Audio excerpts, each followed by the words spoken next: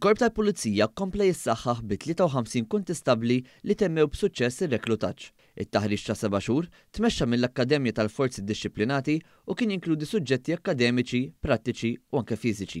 Fil-kors, ir-reklutti ġew malma varjetà ta' suġġetti bħall-etika, id-diversità, il-liġijiet ta' Malta, regoli u proċeduri, investigazzjonijiet ta' reati bħala vjolenza domestika, abbuż ta' tfal fuq siti elettroniċi, offiżi sesswali u għarfien dwar is-saħħa mentali. Il-Kummissarju tal-Pulizija, Angelo Gaffa, spjega kif filwaqt li l-Korp Malti huwa fost l-eqdem istituzzjonijiet tax-xorta tiegħu, dawn il-Pulizija ġodda ser jisibu Korp tal-Pulizija aġġornat maż-żminijiet tal-lum. Ser ikun qed jidħlu f'korp li matul l-aħħar snin kien qed jiġġedded f'dinja li kontinwament qed tinbidel.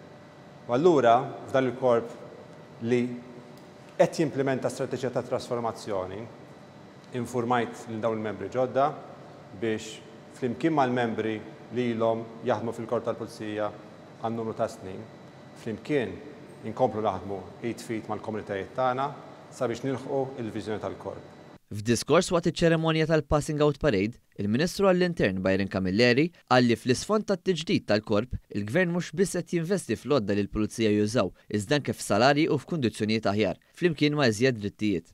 Il-Korp tal-Pulizija qed jiġġedded u bħala Gvern qegħdin kontinwament ninvestu fih.